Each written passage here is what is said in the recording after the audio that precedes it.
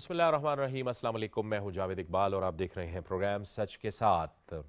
عمران خان کہتے ہیں، تمام اپنے فالوورز کو کہتے ہیں کہ وہ 26 نومبر کو پنڈی پہنچیں، اور ان کا جو لانگ مارچ ہے، جو پتہ نہیں لوگ اس کو لانگ مارچ کہتے ہیں، لیکن اکثر جو لوگ ہیں وہ یہ بھی سوال اٹھاتے ہیں کہ وہ لانگ مارچ تو لانگ مارچ نہیں رہا، وہ بس محض ایک کنٹینر رہ گیا ہے، وہ بھی پنڈی پہنچ گیا ہے۔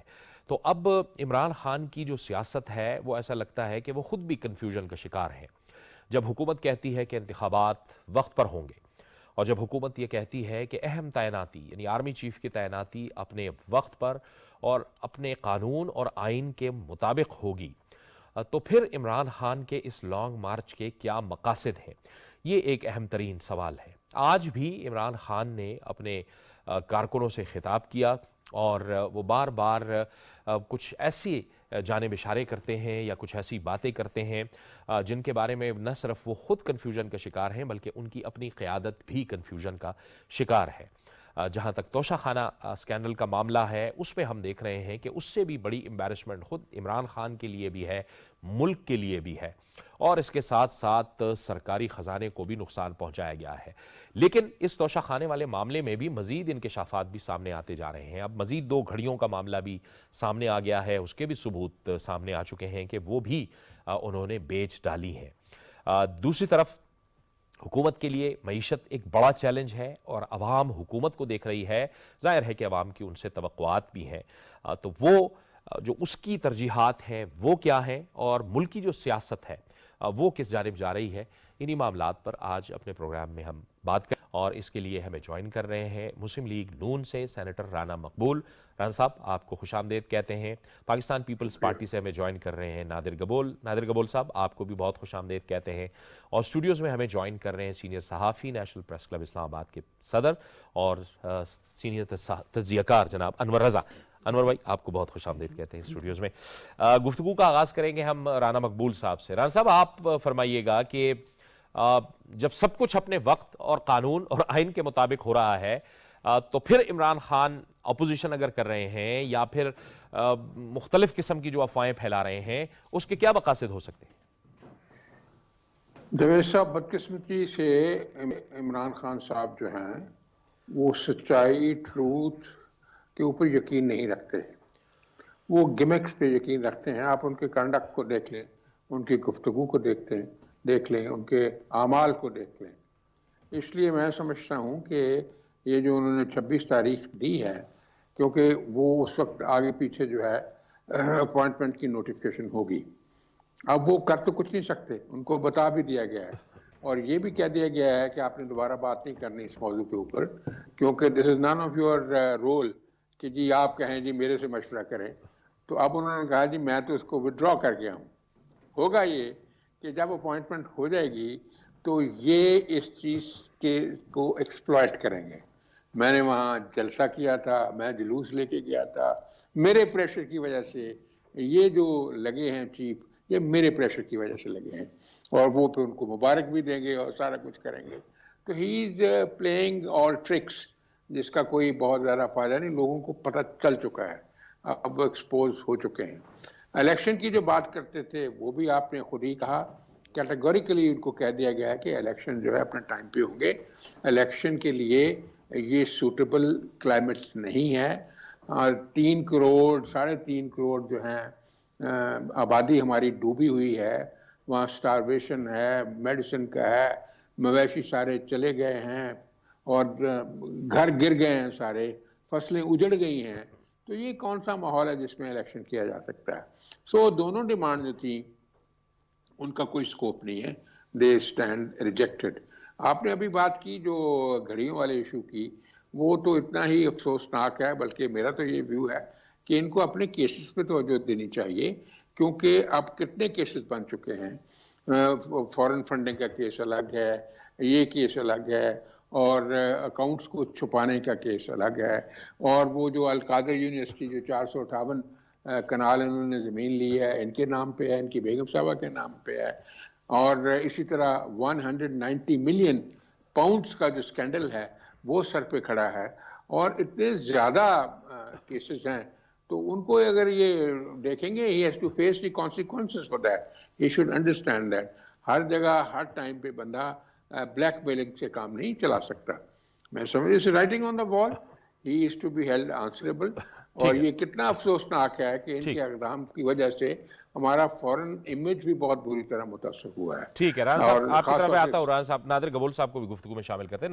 رانا صاحب نے بھی ایک اہم نقطہ اٹھایا کہ انہیں تو بہت سے سکینڈلز کا سامنا ہے اور بہت سے جو الزامات ہیں ان پر ہیں, قانون کا انہوں نے سامنا کرنا ہے, لیکن عمران خان تو لوگ اکٹھا کر لیتے ہیں, اپنے ارد گرد لوگ جمع کر لیتے ہیں, ایسے میں پھر قانون کیسے حرکت میں آئے گا؟ دیکھیں, بالکل رانا صاحب نے جو باتیں بولی بالکل صحیح فرمائی اور میں بھی ان سے اگری کرتا ہوں. انفارچونیٹلی لوگ گمراہ کرنے میں عمران خان صاحب ماہر ہیں, جس طرح, کیونکہ آپ کو پتہ ہے کہ ظاہر سی بات ہے پچھلے 40 سال سے تو کم از کم پاکستان کی عوام ان کو دیکھ رہی ہے ایز اے کرکٹر, تو ان کا ایک امیج بنا ہوا تھا ایز اے سیلیبریٹی, تو اس وجہ سے ان کی ایک فین فالوئنگ ضرور ہے. وہ پرائم منسٹر مٹیریل نہیں ہے, وہ لیڈر مٹیریل نہیں ہے, but yes he is a celebrity اور کراؤڈ کو وہ پل کر لیتے ہیں. انفارچونیٹلی وہ کراؤڈ کو گمراہ کر رہے ہیں, اسپیشلی جو ہمارے ینگسٹرز ہیں جن میں کہوں گا سوچ کم ہے. میں بھی کوئی زیادہ, میری عمر بڑی نہیں ہے, پر اگر آج سے 10 سال پہلے بھی اگر میں اپنے آپ کو دیکھتا تو میرے اندر بہت کم عقل تھی اس ٹائم پہ. تو ظاہر سی بات ہے جو 18, 20, 25, 26 سال کے جو نوجوان لوگ ہیں وہ ایزیلی مینیپولیٹ ہو جاتے ہیں عمران خان کی باتوں میں. اس وقت حالانکہ عمران خان صاحب کی جو بیرونی سازش کا پورا بھانڈا پھوٹ چکا ہے, ان کی اپنی کرپشن سکینڈل سامنے ابھر کر آ چکی ہیں, مگر جو یوتھ ہے وہ ابھی بھی عمران خان کی باتوں میں گم رہا ہے. وہ آتے ہیں اسٹیج پہ گالی گلوچ کرتے ہیں, اور کیونکہ آپ کو پتہ ہے نوجوان لوگ جذباتی ہوتے ہیں اور ان کا ذہن سازی بہت آسانی سے کی جا سکتی ہے, تو عمران خان اس کا بہت غلط فائدہ اٹھا رہے ہیں. وہ ہماری یوتھ کو ایک بہت غلط رخ میں لے کر جا رہے ہیں. اور عمران خان اگر تو اللہ ان کو لمبی زندگی دے, پر اگر 10 سال بعد خود ہوں گے یہاں پہ تو وہ پچھتائیں گے کہ انہوں نے نوجوانوں کے ساتھ جو ایک زیادتی کی ہے, ان کو غلط بدتمیزی سکھائی ہے, ان کو گھٹیا پن سکھایا ہے ان کو, وہ پھر نکل کر ان کے اوپر بھی آئے گا, یہ نزلہ ان کے اوپر بھی گرے گا. تو میری اپیل یوتھ سے ہے کہ ان کی باتوں میں نہ آئے, تھوڑا سا اپنا خود کا عقل استعمال کریں کہ ایک شخص جو اتنا نااہل ہے اور اتنا گر سکتا ہے کہ اتنا ایک قیمتی تحفہ, دیکھیں ہر چیز پیسے سے نہیں ہوتی ہے. ایک ہمارے دوست ملک نے, برادرانہ ملک نے ایک اتنے پیار محبت سے ون آف اے کائنڈ دنیا میں ایک ہی نایاب گھڑی بنائی تھی, اس پہ خانہ کعبہ شریف کی تصویر بھی اس کے اوپر کرافٹڈ تھی, وہ اٹھا کے کوڑیوں میں بیچ دیا. تو اس شخص سے آپ کیا امید کر سکتے ہیں؟ اس شخص سے آپ یہ امید کر سکتے ہیں کہ وہ پاکستان کی یوتھ کے لیے اچھا فیصلہ کرے گا؟ رانا صاحب نے بالکل صحیح فرمایا کہ اس وقت اختیار صرف, اس وقت کیا ہر وقت اختیار صرف پرائم منسٹر کا ہی ہوتا ہے. اگر آج عمران خان پرائم منسٹر ہوتے تو ہم لوگ تو نہیں اس پہ اتنا رونا ڈالتے, ہم لوگ کوشش ضرور کرتے کہ ہمارے ساتھ بھی مشاورت کی جائے. پر عمران خان صاحب تو اس وقت اسمبلی میں بھی آنے کو تیار نہیں, انہوں نے تو اسمبلی سے بھی استعفیٰ دے دیا. اگر وہ for example leader of opposition ہوتے بھی تب بھی ان سے ایک انفارمل, ہم پہ کوئی باؤنڈ نہیں تھا کہ ان سے مشورہ لیا جائے. مگر ایک کیونکہ آپ کو پتہ ہے کہ ماضی میں بھی ایک ٹرینڈ رہا ہے کہ تمام پولیٹیکل پارٹیز کو, لیڈرز کو آن دا سیم پیج لیا جائے, بٹ گھوم پھر کر بات وہی آتی ہے کہ کانسٹیٹیوشن کے تحت, آئین کے تحت صرف یہ پرائم منسٹر کا اختیار ہے. پرائم منسٹر اس وقت بھی ایم شور مشورہ لیں گے, آصف زاری صاحب سے بھی لیں گے, مولانا فضل الرحمان صاحب سے بھی لیں گے اور دیگر لیڈران سے لیں گے, پر وہ انفارمل ہوتا ہے اور اس کے اوپر کوئی لیگل بائنڈنگ افیکٹ اس کا نہیں ہوتا ہے. عمران خان تو کسی کھاتے میں نہیں آتے ہیں نا, وہ تو تمام ہمارے جنرلز کو بھی گالیاں دے رہے ہیں, تمام لیڈرز کو, پرائم منسٹر خود کو گالیاں دے رہے ہیں, اسمبلی سے وہ استعفیٰ دے کے گھر بیٹھے ہوئے ہیں, جھوٹی سازشی باتیں کر رہے ہیں. ہمارے جو دوست ممالک ہے, چاہے وہ امریکہ ہو چاہے کوئی اور ملک ہو, اس کے ساتھ دشمنی لے بیٹھے ہیں. سعودی عرب کو ناراض کر کے بیٹھ چکے ہیں, تو پھر کس کھاتے میں آتے ہیں وہ؟ انہوں نے خود اپنی ٹانگیں کاٹ لی. اگر وہ لیڈرشپ کوالٹی شو کرتے اور ایک جس کو بولتے ہیں نا کہ عزتدار طریقے سے اسمبلی میں جاری رکھتے, حالانکہ کرسی سے ان کو ہٹا دیا گیا لیگل طریقے سے. آپ دیکھیں انگلینڈ میں کتنی دفعہ, جب سے عمران خان جتنے ٹائم پرائم منسٹر تھے, آئی تھنک اسی دوران 2 دفعہ یو کے کا پرائم منسٹر ہٹایا گیا تھا اسی نو کانفیڈنس کے تحت. تو عمران خان کیا کوئی آسمان سے اترے؟ انہوں نے کیا اپنی کوئی پیدائشی اس کو کوئی اپنا رائٹ سمجھا ہوا ہے, انہوں نے برتھ رائٹ سمجھا ہوا ہے کہ پرائم منسٹر وہی رہیں گے تاحیات؟ سوچ کے تو مجھے پتا ہے وہ یہی آئے تھے, اور ان کو شاید اس ٹائم پہ کچھ لوگوں نے گارنٹی بھی دی تھی کہ آپ 10-15 سال رہیں گے پرائم منسٹر. تو ان سے یہ بات ہضم نہیں ہوئی. ان کو چاہیے یہ بات سمجھ جائے کہ جو ان کو لانے والے تھے ان کو بھی سمجھ میں آ گئی کہ عمران خان انتہائی جس کو بولتے ہیں ان افیکٹو، اور کوئی اس کے اندر مطلب کوئی صلاحیت ہی نہیں ہے لیڈرشپ کی. اچھا پرائم نادر منسٹر صاحب، یہ آپ فرما رہے ہیں کہ مشاورت ظاہر ہے ہم سیاسی جماعتوں کے اہم قائدین سے ہوگی جو حکومتی اتحاد کا حصہ ہیں. آپ سمجھتے ہیں کہ تمام جو اتحادی ہیں اس وقت حکومت میں شامل ہیں وہ اہم معاملات پر سارے ایک پیج پر ہیں؟ نادر صاحب جی بالکل، تمام جو پولیٹیکل پارٹیز ہیں، بس سوائے صرف عمران خان کے، کیونکہ میں تو عمران خان کو نہ ایک پولیٹیکل لیڈر سمجھتا ہوں، نہ ان کی پارٹی کو ایک پولیٹیکل پارٹی سمجھتا ہوں. فین فالوئنگ بالکل ہے جس طرح میں نے کہا، مگر تمام لیڈران جو پی ڈی ایم کے جو سربراہان ہیں، مولانا فضل الرحمان ہو گئے، اختر مینگل صاحب ہو گئے، باپ پارٹی کے جو نمائندگان ہیں، اور اسپیشلی پاکستان پیپلز پارٹی، ان سب نے کلیئرلی بول دیا ہے کہ at the end of the day یہ ڈیسیجن جو ہے وہ پرائم منسٹر کا ہے. اور آصف زرداری صاحب نے یہ بات بھی بولی جس سے تمام لیڈرز اگری کرتے ہیں کہ جتنے بھی ہمارے اس وقت 3 اسٹار جنرلز ہیں، جو لیفٹنٹ جنرلز ہیں، وہ تمام اہل ہے to be promoted to full 4 star general, اور ان میں سے ایک chairman joint chief of staff بنے گا اور ایک آرمی چیف بنے گا. تو ظاہر سی بات ہے ان کی ایک ایکسپیرینس ہے، ان کی لائلٹی کو بھی آپ ڈاؤٹ نہیں کر سکتے، ان کی کریڈیبلٹی کو بھی آپ ڈاؤٹ نہیں کر سکتے، اور ان کی ابیلٹی اور ٹیلنٹ کو بھی آپ ڈاؤٹ نہیں کر سکتے. ان میں سے جو بھی آئی تھنک نام آئیں گے آرمی کی طرف سے جو خود تجویز کی جائیں گے، اینڈ اوبیسلی ایک بہت امپورٹنٹ فیکٹر جو باجوہ صاحب ہیں جو کرنٹ آرمی چیف ہے، ان کی بھی ان پٹ ہوگی. تمام ان چیزوں کو ذہن میں رکھتے ہوئے پرائم منسٹر صاحب I'm sure ایک بہت اچھا ٹھیک فیصلہ کریں گے، اور ان کو ٹھیک ماضی میں بھی 3 دفعہ سی ایم رہ چکے ہیں اور ٹھیک ابھی پی ایم ہے، تو کیوں نہیں اچھا فیصلہ کریں گے. ٹھیک ہے. انور رضا صاحب آپ فرمائیے گا. عمران صاحب کے پاس تو موقع تھا کہ جب وہ وزیر اعظم تھے، اور اگر وہ وزیر اعظم رہتے تو یہ ان کا اختیار تھا. یہ جو اس وقت آپ کو حکومتی اتحاد نظر آ رہا ہے، یہ تو سب لوگ ظاہر ہے اپوزیشن میں تھے، ان کا وہ اختیار نہ ہوتا. لیکن جب ایک آئینی طریقے سے آپ کو ہٹا دیا گیا، آپ کے پاس اب اختیار نہیں رہا، تو پھر آپ اور حکومت کہہ رہی ہے کہ الیکشن بھی وقت پہ ہوں گے، پھر آپ ایک 7 ماہ تک تقریباً بیانیہ لے کے چلتے رہے کہ امریکہ کی غلامی، امریکہ کی غلامی، اور اب آپ کہہ رہے ہیں کہ نہیں، میں تو یہ سب کچھ بھلا کے آگے چلنا چاہتا ہوں. تو یہ کیا سیاست کر رہے ہیں؟ بہت شکریہ جاوید صاحب. پہلے تو آپ ذرا غور کیجئے کہ عمران خان صاحب جو اپنے سیاسی کارڈز ہیں وہ بڑے اچھے طریقے سے ابھی تک کھیل رہے ہیں. آپ دیکھیے کہ 26 تاریخ انہوں نے پنڈی میں آنے کی تاریخ دی ہے، اور اگر آپ کو یاد ہو کہ 25 تک یہ جو آرمی چیف کی تعیناتی ہے اس کا مرحلہ مکمل ہوگا، نوٹیفیکیشن بھی ہوگا اور نام بھی سامنے آ جائیں گے. ڈیفنس منسٹر نے بھی اس کا اظہار کیا ہے. لیکن 27 تاریخ کو انگلینڈ کی ٹیم پاکستان آ رہی ہے اور پنڈی میں ان کا پہلا ٹیسٹ ہے. آپ ان کو کیا میسیج دینا چاہتے ہیں؟ پھر 27 کو ہی chairman joint chief of staff کی تبدیلی کا معاملہ ہے، یہ تقریب بھی ہوگی، اور 29 کو آرمی چیف کی تبدیلی کی تقریب جی ایچ کیو میں ہوگی. اب آپ ذرا غور کیجئے کہ خان صاحب نے 26 کی ڈیٹ دی ہے، 25 کو مرحلہ مکمل ہوگا، 26 کو وہ پنڈی میں آنا چاہتے ہیں، 27 کو انگلینڈ کی ٹیم ہے، 27 کو chairman joint chief of staff ہے، 29 کو آرمی چیف کی تعیناتی کا معاملہ ہے، وہ تقریب ہوگی جی ایچ کیو میں.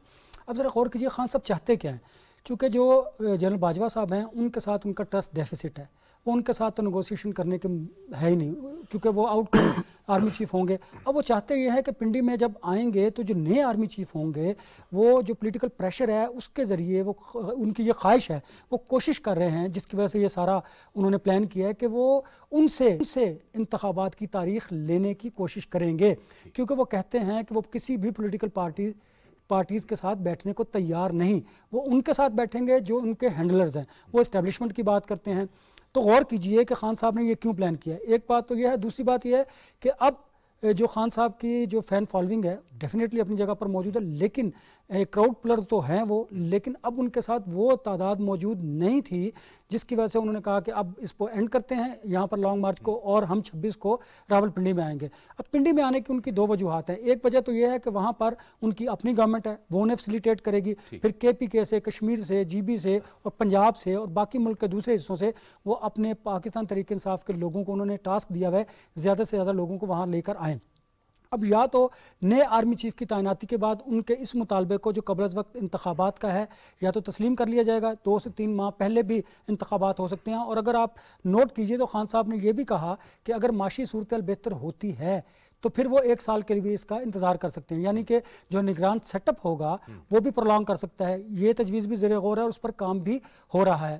اب خان صاحب چاہتے کیا ہیں کہ اگر تو نئے آرمی چیف اور نئے جو اسٹیبلشمنٹ ہے ان کے ساتھ ان کی عام انتخابات کی تاریخ کا معاملہ بہتر ہو جاتا ہے تو ٹھیک، ادروائز وہ پھر زیادہ سے زیادہ یہی کریں گے کہ نئے جو जदोजहद है उसका ऐलान करेंगे और मुमकिन है कि रावलपिंडी बैठकर वो इस्लामाबाद जाने वाले तमाम रास्तों को बंद करें ताकि एक प्रेशर डेवलप हो, उस प्रेशर के नतीजे में आम इंतखाबात की उन्हें तारीख मिले। ये उन्होंने प्लान कर रखा है। ये इसकी इस कमिटमेंट के बावजूद कि एस्टैब्लिशमेंट ये कह चुकी है कि हम बिल्कुल इन मामलात से दूर हैं और हम सियासी मामलात से बिल्कुल दूर हैं, हमने न्यूट्रल रहना है और सियासतदान अपने मामलात खुद करें, उसके बावजूद भी ये वही मामलात हैं कि वो ड्रैग करना चाह रहे हैं। आपने देखा कि माजी में भी जब इक़्तिदार के हसूल के लिए आप उसी तरफ जाते हैं और अब भी आप देखें कि आपने अपने इक़्तिदार को दवाम देने के लिए कोशिश की और आपने कहा कि अगर आप मेरे साथ खड़े रहें तो फिर आप न्यूट्रल नहीं रह सकते, और अगर आप बिल्कुल न्यूट्रल रहना चाहते हैं, किसी पॉलिटिकल पार्टीज़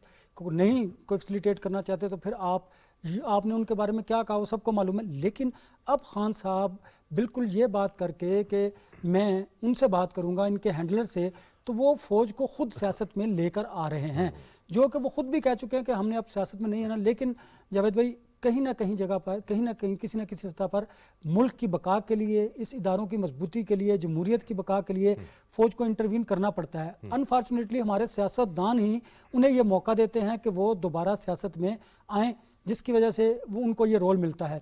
अब इमरान खान साहब वाज़े तौर पर बार बार इस्टेब्लिशमेंट की बात कर रहे हैं और पिंडी में आने का मकसद भी उनका यही है। अब सोचना यह है हमें कि अगर आपने माशी सूरत से बाहर निकलना है तो उसके लिए आपको कम से कम तमाम पॉलिटिकल पार्टीज़ को अब मुल्क के इस नाजुक दौर से जो गुजर है उसको फोर्स ही करना पड़ेगा। अदरवाइज़ देखिए आम इंतखाबात इतने आसान नहीं हैं। इस वक्त जो मौजूदा हुकूमत है उनके लिए बड़ी मुसीबत और परेशानी है, क्योंकि उन्होंने मुल्क के लिए बहुत सख्त फैसले किए हैं, लेकिन उन्हें पॉलिटिकली इसका नुकसान हुआ है। देखिए महंगाई अपनी जगह पर मौजूद है, जब आप हलकों में जाएंगे लोग आपसे महंगाई कम करने की बात करेंगे। इसहाक डार साहब और आपकी तमाम इत्तेहादी जमातों ने, बिलखुसूस प्राइम मिनिस्टर ने इस बात का इजहार किया था कि उनकी गवर्नमेंट आके महंगाई को कम करेगी, जो पेट्रोल प्राइसेस हैं उनको कम करेगी। अनफॉर्चुनेटली वो नहीं हुआ। डॉलर 222 तक मौजूद है अपनी जगह पर, क्योंकि ये सर्कमस्टांसिस ऐसे हैं कि जिसकी वजह से हालात बेहतर नहीं हो रहे। और अगर इन्हीं हालात में आपने अगर आम इंतखाबात की तरफ जाना है तो सबसे ज़्यादा नुकसान मैं समझता हूँ पाकिस्तान मुस्लिम लीग नून को होगा। उसमें विन विन सिचुएशन होगी पाकिस्तान पीपल्स पार्टी और बाकी तमाम इत्तेहादी जमातों को, क्योंकि सबसे ज़्यादा जो असर है वो पंजाब में पड़ेगा। और पंजाब में जो सीटें होंगी कुछ नून लीग, कुछ पाकिस्तान तहरीक इंसाफ ले जाएगी, कुछ काफ लीग ले जाएगी, कुछ पाकिस्तान पीपल्स पार्टी ले जाएगी। किन की सीटें लेके जाएगी? पाकिस्तान मुस्लिम लीग नून की। और इस बात का नवाज शरीफ साहब को, मरीम नवाज को और शहबाज शरीफ साहब को बहुत अच्छी तरह इदराक है। इसीलिए वो हालात को बेहतर करने के लिए चाहते हैं कि जो गालिबन 13 अगस्त तक उनकी जो हुकूमत है वो अपना वक्त पूरा करें। जी राणा साहब, हुकूमत तो अपना वक्त पूरा कर रही है ना, और हुकूमत जो है वो किसी भी किस्म का दबाव लेने को तैयार नहीं है। नहीं, बिल्कुल ठीक है, ये तो फैसला हो चुका है। लेकिन ये इस चीज़ की एक खूबसूरती है, बहुत अच्छी बातें की है नादिर कबूल साहब ने और अनवर रजा साहब ने। बड़े आलिम लोग हैं, बड़े लिखे लोग हैं, दानाई की बातें हैं। मैं एक और चीज़ इसमें रीड कर रहा हूँ कि ये अलायंस है, इसमें आपने देखा है कि कुछ पार्टीज ऐसी हैं जो बड़ी डिसेंट शो करती थी even on the national issues और even regarding the integrity of Pakistan. अब वो सारी पार्टीज जो हैं इकट्ठी हैं, उन कंसेंसस के साथ वो लोगों को सर्व करना चाहती हैं। मैं I call it unity in diversity. ये इनकी स्ट्रेंथ है, यूनिटी इन डाइवर्सिटी की। इसलिए जो अभी बात की नादिर कबूल साहब ने भी कि ये कंसेंसस के साथ सारा कुछ हो रहा है और यही इनकी बहुत बड़ी स्ट्रेंथ है। अब रहा इशू ये जो कह रहे हैं इकोनॉमिक इशू, ये तो इसमें कोई शक नहीं है, बहुत बड़ा इशू है। इसमें जो मुसीबत हमें डाली है बेसिकली उस जो वायलेशन की पीटीआई ने जो एग्रीमेंट हुआ था IMF के साथ, उसके रेमिफिकेशन बड़े ख़तरनाक साबित हुए और जो प्राइसेस का जो स्काई रॉकेटिंग बना और एक एक्सप्लोसिव सिचुएशन बनी, वो है, उसके असरात हैं। लेकिन आज आप अगर मार्केट को थोड़ा स्टडी करें, महंगाई का बहरहाल एक जिन काबू तो नहीं आया। आज ही 40 रुपए पर किलो घी कम हुआ है, 29 रुपए पर किलो ये कम हुआ है, पाम ऑयल कम हुआ है, और भी छोटी मोटी जो है डेली कंजम्पशन की चीज़ों की कीमतें नीचे जा रही हैं। डॉलर जो आप देख रहे हैं किस तरह स्काई रॉकेटिंग स्पीड पे ऊपर जा रहा था, थोड़ा सा उसमें भी ठहराव आया है। और मेरा ज़ाती ख्याल ये है कि जो भी नेगोशिएशन इधर उधर चल रही हैं बाहर कुछ थोड़ा बहुत इससे फ़र्क पड़ेगा और इंशाअल्लाह अज़ीज़ कॉन्फिडेंस भी बहाल होगा। आज इसाक डार साहब ने काफ़ी ज़्यादा लंबी गुफ्तगू की है कि बहुत ज़्यादा रूमर मॉन्गरिंग की वजह से एक अफवाह फैलाई जा रही है कि लोग जो हैं वो परेशान हों। लोगों को परेशान नहीं होना चाहिए। अब एक सिचुएशन है, इसको फाइट बैक करना चाहिए। मैं समझता हूँ कि अल्लाह के फजल से जो ही ये 26-29 वाला मरला ख़त्म हो गया तो स्टेबलाइजेशन हो जाएगी, स्टेबिलिटी आ जाएगी। जो मकसद इमरान खान साहब या उसके साथी हासिल करना चाहते हैं, जैसे उनके फॉर्मर फाइनेंस मिनिस्टर ने किया था कि आप लेटर लिख दें, जो KPK के फाइनेंस मिनिस्टर को कहा, पंजाब के फाइनेंस मिनिस्टर को कहा। आप देखें कि अंदाज़ क्या है मुल्क की खदमत करने का कि जी आप कहें कि जी हम कोऑपरेट नहीं करेंगे, ताकि वो डिफ़ॉल्ट की ब्रिंक पे खड़ा है मुल्क, ताकि वो डिफ़ॉल्ट हो जाए अनफॉर्चुनेटली। लेकिन अच्छे लोग भी हैं। फाइनेंस मिनिस्टर ऑफ पंजाब ने कहा कि सर हमें बताएं कि ये तो मुल्क के मफाद के ख़िलाफ़ नहीं होगा। तो तरीन साहब कहते हैं कि जी कोई फ़र्क नहीं पड़ता है, ये हमारे ख़िलाफ़ एक्शन ले रहे हैं तो आप करें इसको। मतलब ये इनका अंदाज़ है काम करने का कि कोई दानिश अच्छी फरासत फ़हम फरासत के साथ काम नहीं करते और सिर्फ आपातापी का इनका मामला है।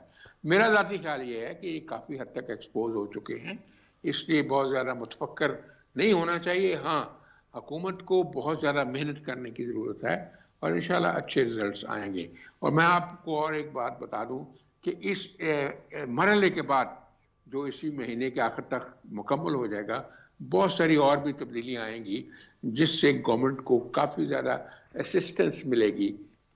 ठीक है, आप कह रहे हैं कि अब उनको उस तरह की सपोर्ट नहीं है नादिर गबोल साहब, लेकिन जिसका आपने भी जिक्र किया और जाहिर है कि आप भी जवान हैं और इन चीज़ों को फोकस रखते हैं, सोशल मीडिया को फोकस रखते हैं, एक बयानिया वो बनाते हैं, वो गलत बयानिया होता है लेकिन वो सेल हो जाता है उनके फॉलोअर्स के अंदर। आपने भी रीच आउट करना है, इन्हीं लोगों को रीच आउट करना है, काउंटर बयानिया आपने बनाना है। ये कैसे होगा कि वो अपनी गलत बात भी वो पहुंचा देते हैं लोगों को और आप लोग अपनी अच्छी बात नहीं पहुंचा पाते? देखें, कोशिश तो तमाम पार्टीज कर रही है। पीपल्स पार्टी और PMLN भी मुझे पता है सोशल मीडिया पे बहुत फोकस कर रही है। पाकिस्तान पीपल्स पार्टी तो स्पेशली आजकल डिजिटल मीडिया और जितने भी सोशल मीडिया के प्लेटफॉर्म्स है उस पर फोकस कर रही है।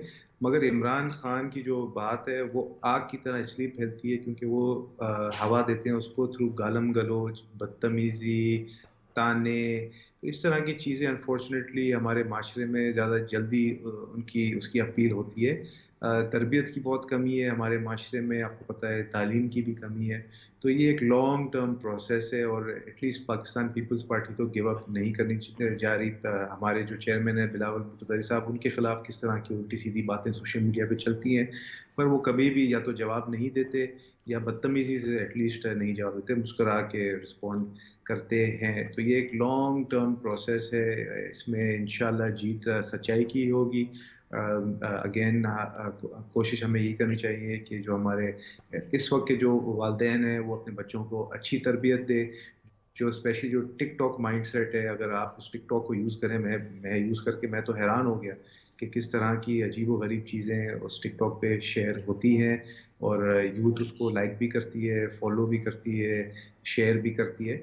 तो वालिदैन को भी देखना चाहिए कि अपने बच्चों को अच्छी तरबियत दे। हुकूमत को भी कोशिश करनी चाहिए कि माशरे में जो अखलाकियात है उसको वापस लाने की कोशिश करे और गवर्नमेंट लेवल स्कूल में तालीम बच्चों को दे, ज़्यादा से ज़्यादा स्कूल बनाए। सिंध हुकूमत तो बहुत ज़्यादा फोकस कर रही है एजुकेशन के ऊपर, गांव-गांव, गोट-गोट में नए नए स्कूल सेटअप कर रही है।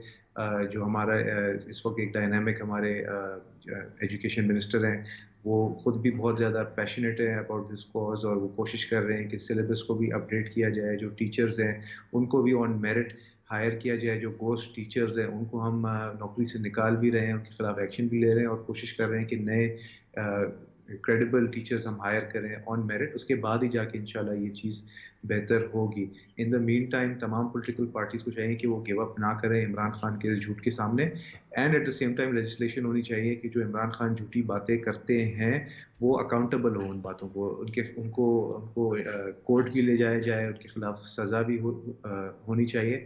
اور ابھی اسپیشلی ہمیں کوشش کرنی چاہیے کہ جو توشہ خانہ کا جو کیس نکل کر آ رہا ہے سامنے، بلکہ آ گیا ہے، جس طرح آپ نے خود فرمایا مزید 2 گھڑیوں کی بات سامنے آ گئی، یہ ساری پبلک ریکارڈ پہ باتیں، ان کو کوشش کرنا چاہیے کہ صرف یہ باتوں تک نہیں، ان کو سزا بھی ہونی چاہیے اس چیز میں. انفارچونیٹلی انہوں نے اس وقت لا ایسا بنایا تھا کہ وہ لیگلی، حالانکہ it's very what he did was legal according to the constitution, انہوں نے ایک پرائز پے کی. پر آئی ایم شیور ابھی بھی اگر اس کیس کو پرسو کیا جائے تو ہم ان کی جو غیر ایمانداری ہے اس کو ثابت کر سکیں گے، کیونکہ انہوں نے اپنے من پسند جولر سے اس کی ویلیویشن کرائی. تو اس طرح سے I think he can be held accountable, اور جھوٹے ثابت کیے جا سکتے ہیں اور ان کو سزا بھی دی جا سکتی ہے. کیونکہ ظاہر سی بات ہے اگر دنیا کہہ رہی کہ ایک چیز ملینز آف ڈالرز کی ہے اور آپ نے چند کروڑوں میں اس کو ویلیویشن کرا کے بھیج دیا، تو اس کی اکاؤنٹیبلٹی ہونی چاہیے اور حکومت کو چاہیے کہ اس کیس کو مزید پرسو کرے. ایک دفعہ عمران خان جیل چلے جائیں تو آئی ایم شیور بہت زیادہ عوام کے سامنے ان کا جو پردہ فاش ہو جائے گا. ابھی ایک ان کے اوپر ایک انٹچبل قسم کا ایک ان کا ریپوٹیشن ہے عوام کے سامنے کہ چاہے کچھ بھی ہو جائے عمران خان کو کوئی ہاتھ نہیں لگا سکتا. تو اللہ نے ان کی جان بچا لی. پر لوگ تو یہ بھی سوچتے تھے کہ عمران خان کے پیچھے پتہ نہیں شاید کوئی خلائی مخلوق ہے، جو جیسے فار ایگزامپل پاکستان پیپلز پارٹی کے لیڈران شہید ہو چکے ہیں ماضی میں، ہم نے سفر کیا ہے، مگر عمران خان کے خلاف کچھ بھی نہیں ہوتا تھا اور ہونا بھی نہیں چاہیے تھا. میں عمران خان کا سیاسی مخالف ضرور ہوں، پر میں اسٹرکٹلی کنڈیم کرتا ہوں جو فائرنگ ان کے اوپر ہوئی. یہ انور حسن صاحب، یہ ایک اہم بات تو ہے نا کہ اس ملک کا وہ نوجوان جو لو کرتا ہے، میں تمام نوجوانوں کی بات نہیں کرتا، وہ ہر نوجوان، اس ملک کا ہر نوجوان ہمارے لیے قابل عزت ہے، قابل احترام ہے. لیکن آئین کیا ہے، قانون کیا ہے، وہ جو فالوور ہے وہ یہ سمجھتا ہے کہ آئین اور قانون وہی ہے جو عمران خان صاحب کہتے ہیں. یعنی عمران خان صاحب آئین اور قانون پہ ٹھیک بات بھی کرتے ہوں گے، لیکن جب وہ یہ بات کرتے ہیں کہ فوج مداخلت کرے اور ہر چیز قانون سے ماورا ہو جائے، آرمی چیف کی تعیناتی ہو، اس میں مشاورت کی جائے، تو آپ کے پاس تو وہ عہدہ ہی نہیں رہا، اپوزیشن کا تو کردار ہی نہیں ہے، اور پھر آپ پارلیمان سے بھی باہر ہیں.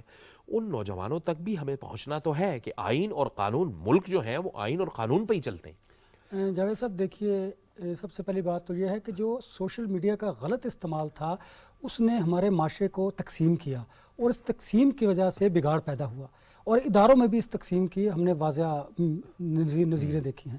خیر، اس کا ذمہ دار کون ہے؟ عمران خان صاحب ہیں، کیونکہ ان کے جو فالورز ہیں جو طوفان بدتمیزی انہوں نے برپا کیا. اگر آپ ان کی فیور میں کوئی وی لاگ کرتے ہیں تو وہ اس پہ دیکھیں آپ کتنے اس کو فالو کیا جاتا ہے. اگر آپ ان کے خلاف کوئی بات کرتے ہیں اور حق اور سچ کی بات کرتے ہیں، سچ اور حق کی بات کرتے ہیں، پھر آپ کی ایسے ٹرولنگ کی جاتی ہے کہ خدا کی پناہ.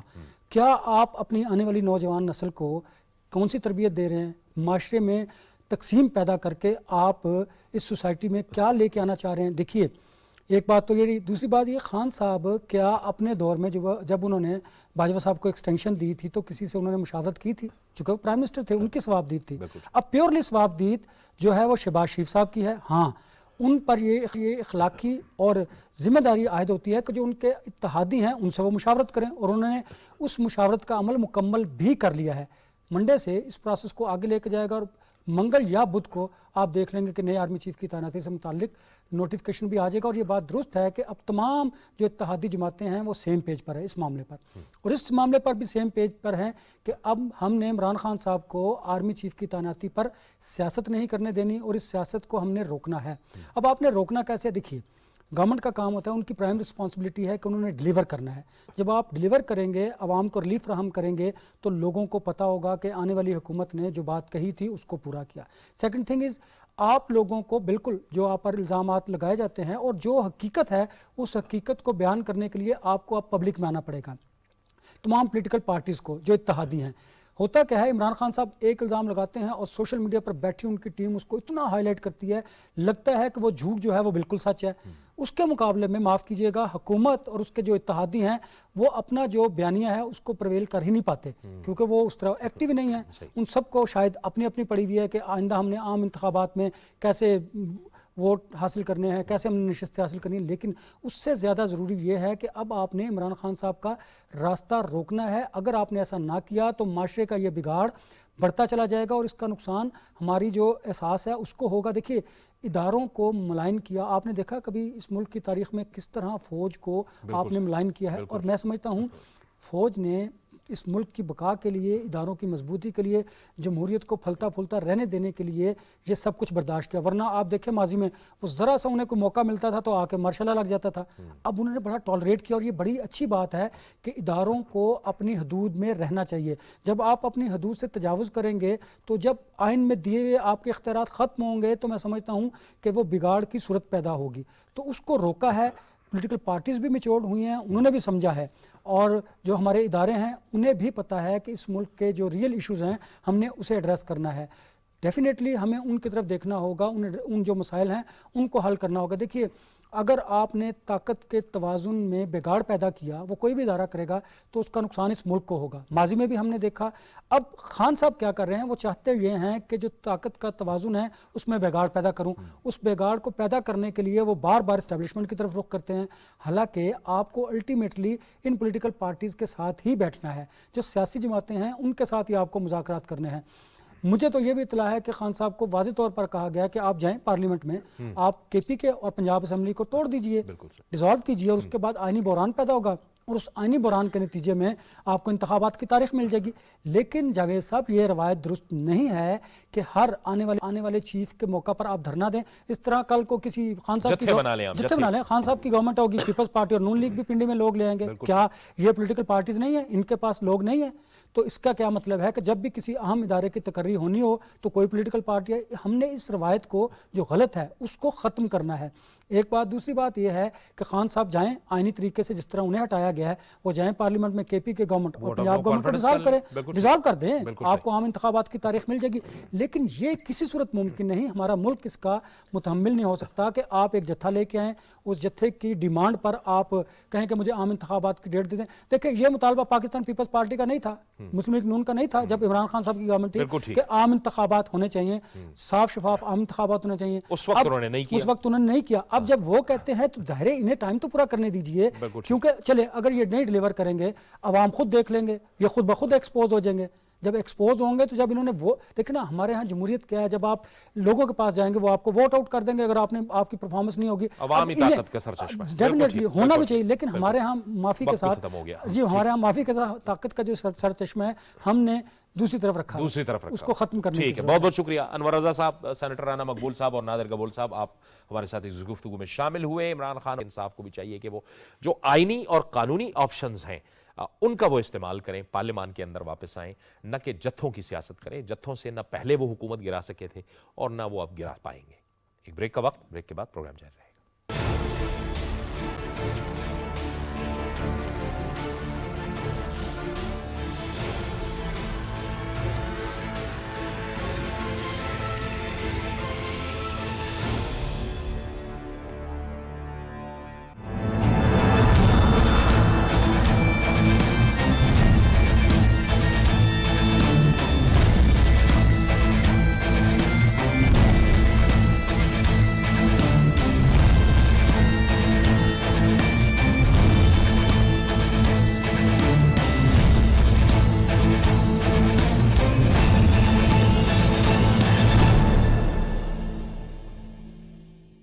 پروگرام میں ناظرین ایک بار پھر آپ کو خوش آمدید کہتے ہیں، اور پروگرام کے اس حصے میں ہم نوجوان نسل کی بات کریں گے، نسل نو کی بات کریں گے، اور علامہ اقبال کی شاعری کی بات کریں گے کہ علامہ اقبال نوجوانوں کو کتنی اہمیت دیتے تھے. وہ ان کو شاہین سمجھتے تھے.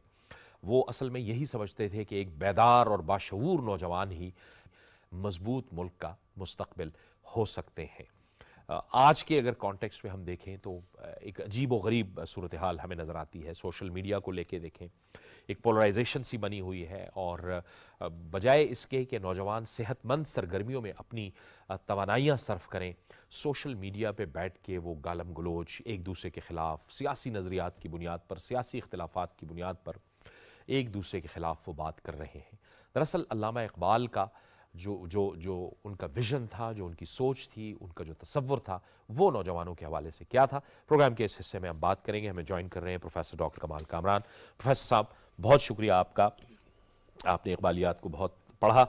آپ فرمائیے گا ڈاکٹر صاحب کے नौजवानों को अल्लामा इकबाल, क्या उनका तसव्वुर था नौजवानों के बारे में, और आज जो नौजवान जो कुछ कर रहा है वो क्या कर रहा है? शुक्रिया जावेद साहब।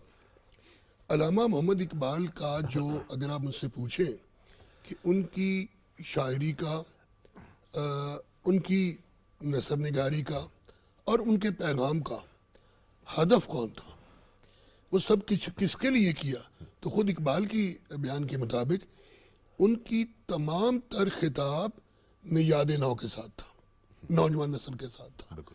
इकबाल यकीन रखते थे कि किसी भी मुआशरे का मुस्तकबिल उस मुआशरे की बुजुर्ग नस्ल नहीं होती, उस मुआशरे के नौजवान होते हैं। बिल्कुल।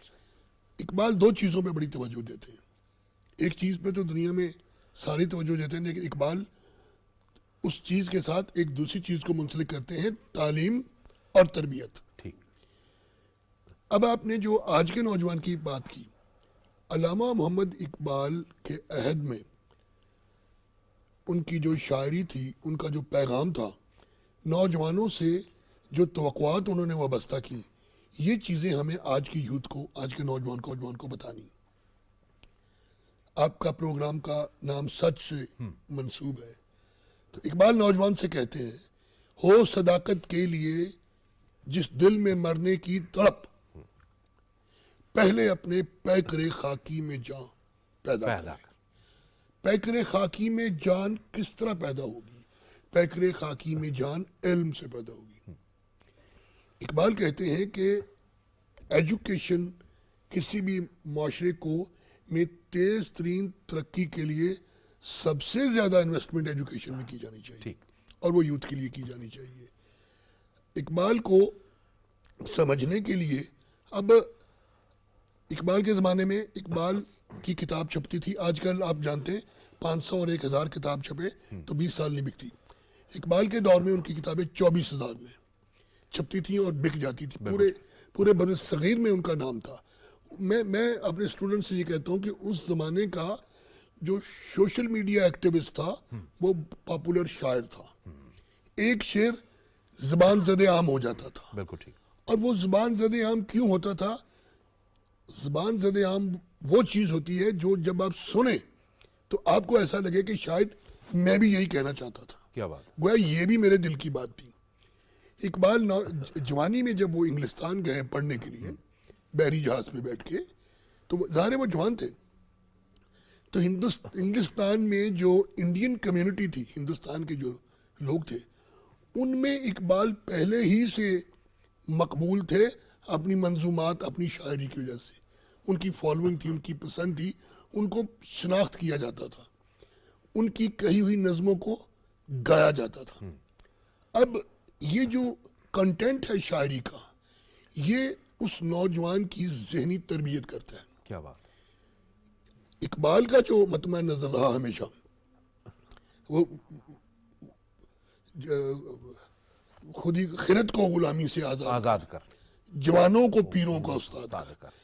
जवानों को पीरों का उस्ताद इसलिए कर कि इस माशरे की लम्हा मौजूद की जो मुस्तकबिल है, इसका जो अंजाम है इसका, वो मेरे हाथ में नहीं है, वो यूथ के हाथ में है। तो इकबाल ने यूथ को एजुकेशन के लिए, अपने अच्छे अखलाक के लिए, और उसके लिए जो बुनियादी कदरें हैं, उसके लिए बुनियादी कदरें ये हैं कि उसकी खुद ही मुस्तहकम हो, यानी उसको अपनी शख्सियत का, अपनी ज़ात का, और जावेद साहब सबसे ज़्यादा ज़रूरी, अपनी ज़ात के अंदर छुपे इम्कानात का इदराक हो। अपनी अना और शनाख्त की हिफाजत का भी इदराक हो। हर इंसान अल्लाह मियाँ ने किसी न किसी खूबी के साथ पैदा किया है। दुनिया में जिन लोगों को हम कामयाब लोग कहते हैं, भाई ये बहुत कामयाब है, वो लोग हैं जिन्होंने अपने अंदर की खूबियों को आइडेंटिफाई कर लिया, शनाख्त कर लिया।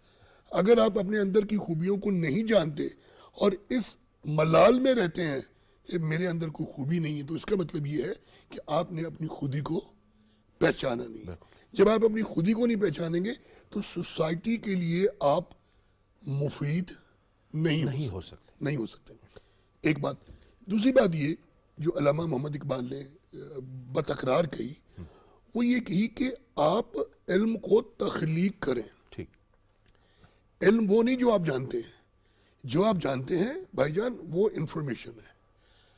علم وہ ہے جو آپ دریافت کریں گے, جو آپ تخلیق کریں گے, اور جو اپنے نتائج کے اعتبار سے سوسائٹی کو فائدہ دے گا, معاشرے کو فائدہ دے گا. 1915 میں یعنی آپ یہ دیکھیے, اور اس سارے عمل کے لیے بہت ضروری ہے کہ معاشرہ معاشی طور پہ مستحکم ہو. ٹھیک. بھوک, افلاس, غربت اعلیٰ اخلاقی اقدار کو کھا جاتی ہے. اپنے نوجوان کو ان بیماریوں سے, جنا کے نام خطوط جو لکھے 37 میں اقبال نے, جو کہ ہمیں پاکستان کے بنیادی مقاصد کی طرف, انہوں نے کہا کہ روٹی کا مسئلہ ملک میں دن بدن خاص طور پہ مسلم کمیونٹی میں شدت اختیار کرتا جا رہا ہے. جو مفلسی ہے وہ انسان کو گناہ کی طرف لے جاتی ہے. تو معاشرے کو مفلسی سے نکالنا ہے, ان کی معیشت کا. تو میں آپ کو جب ایسا بتاؤں کہ نوجوان اقبال نے جو تعلیم حاصل کرنے کے بعد جب انہوں نے اپنی عملی زندگی کا آغاز کیا, تو انہوں نے پہلی تصنیف جو ان کی شائع ہوئی, عام ہمارے بچے نہیں جانتے, وہ اکنامکس کے موضوع پہ تھی, علم الاقتصاد, کہ کس طرح سے. اور آپ یہ دیکھیے کہ اس زمانے میں اس کو پولیٹیکل اکانومی کہتے تھے, اس علم کا نام اکنامکس نہیں ہوا تھا. تو انہوں نے ایک ٹرم کوائن کی, علم الاقتصاد, اور اس میں بعض باتیں اتنی جدید انہوں نے کہیں. مثلا یہ 1904 یہ وہ کتاب ہے جس میں انہوں نے خاندانی منصوبہ بندی کا بھی حمایت کی. ٹھیک. کنسپٹ کیا کس صورت میں کہ ہمیں تحدید آبادی کی طرف بھی توجہ دینی چاہیے. یہ تسلسل جو تھا, یہ جو آغاز تھا مباحث کا, یہ چلنا چاہیے تھا آگے, جو باوجود ہمارے معاشرے میں نہیں چل سکا.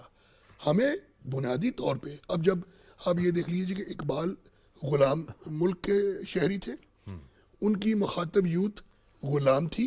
1910 میں وہ علی گڑھ کے اسٹریچی ہال میں گئے, ینگ سٹوڈنٹ سے انہوں نے خطاب کیا, اور یہ وہ خطاب ہے جس میں علامہ محمد اقبال نے کالج کے اسٹوڈنٹس کو, جو کہ جدید علوم کے اسٹوڈنٹ تھے, یہ بتایا کہ آپ کی قومیت کی بنیاد کیا ہے.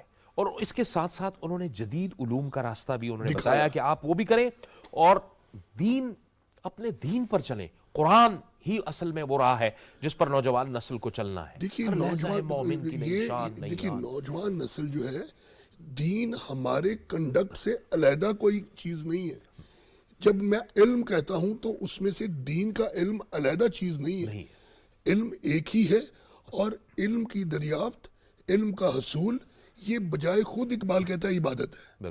علم کا حصول بجائے خود عبادت ہے. یہ اپنے اس لیکچر میں اقبال نے پہلی بار پبلک فورم پہ خواتین کی تعلیم کے نصابات کا تعین کیا, تجاویز پیش کی کہ کوئی معاشرہ, جاوید صاحب اقبال کہتے ہیں, کوئی معاشرہ اس وقت تک ترقی نہیں کر سکتا جب تک اس کی خواتین پڑھی لکھی نہ ہوں. ایک خاتون کے پڑھنے سے ایک خاندان پڑھتا ہے, ایک مرد کے پڑھنے سے ایک فرد پڑھتا ہے. تو اس میں انہوں نے خواتین کے نصابات کی بات کی. اس میں انہوں نے نوجوانوں کو کہا کہ آپ کو ذہنی طور پہ تیار ہونا ہے مستقبل سنوارنے کے لیے, آزادی حاصل کرنے کے لیے. اور آپ کی اصل طاقت, جو میں آپ کو اس وقت خاص طور پہ جاوید صاحب متوجہ کرنا چاہوں گا, کہ یوتھ کی اصل دو باتیں ہونی چاہیے. یوتھ اپنے حال سے مطمئن نہ ہو تبدیلی کا, تاکہ اس کے اندر وہ رہے کہ اسے میں نے بہتر کرنا ہے. لیکن یوتھ کی اصل طاقت احتجاج نہیں, یوتھ کی اصل طاقت تعلیم ہے, علم ہے. چونکہ دیکھیے میں سمجھ سکتا ہوں کہ پڑھنے, سیکھنے اور دریافت کرنے کی ایک خاص عمر ہوتی ہے. انسان میں اخذ و قبول اس کا ذہن ایک خاص عمر تک کرتا ہے بہت بہتر طریقے سے. اگر اس عمر کو آپ احتجاج میں, آپ لا یعنی کاموں میں, آپ اپنے کسی فرضی بیانیے کی تشہیر میں ایندھن کے طور پہ استعمال کریں گے, تو اس سے کسی کا نقصان نہیں ہوگا, یوتھ کا نقصان ہوگا, اس یوتھ کے مستقبل کا نقصان ہوگا. تو علامہ محمد اقبال نے جتنا بھی لکھا ہے, 1915 میں اسرار خودی, 18 میں رموز بے خودی, 1923 میں پیام مشرق, 27 میں زبور عجم, اقبال نے جتنا بھی لکھا ہے, 32 میں جاوید نامہ. اچھا, جاوید نامہ وہ کتاب ہے کہ جس کے بارے میں اقبال بڑے کانفیڈنٹ تھے کہ یہ میرا ماسٹر پیس ہے. اس میں انہوں نے خطاب بن یاد نو ایک پوری نظم اس میں لکھی جس میں ان توقعات کا اظہار کیا ہے اقبال نے نوجوان نسل سے کہ میرا خطاب، میرا پیغام، میری امیدوں کا محور و مرکز صرف اور صرف نژاد نو، نوجوان نسل. اور وہ نوجوان سے توقع سب سے بڑی یہ ہے کہ وہ اپنے اندر کریٹیویٹی، تخلیقی قوت پیدا کرے، تخلیقی قوت پیدا کرے. طاقت پیدا کرے. بہت بہت شکریہ، بہت بہت شکریہ پروفیسر ڈاکٹر شاہد کمال کامران صاحب. آپ نے بہت گفتگو کی. علامہ اقبال یہ سمجھتے تھے، پروفیسر صاحب کا یہ کہنا ہے کہ ان کی جو تعلیم تھی، ان کا جو پیغام تھا وہ نوجوان نسل میں یہ تھا کہ وہ تخلیقی جو صلاحیتیں ہیں وہ اپنے آپ میں پیدا کریں، اور ان کا کام احتجاج نہیں بلکہ تعلیم حاصل کرنا ہے، جدید تعلیم حاصل کرنا ہے. یہ تھا ہمارا آج کا پروگرام. جاوید اقبال کو اجازت دیجیے. اللہ حافظ.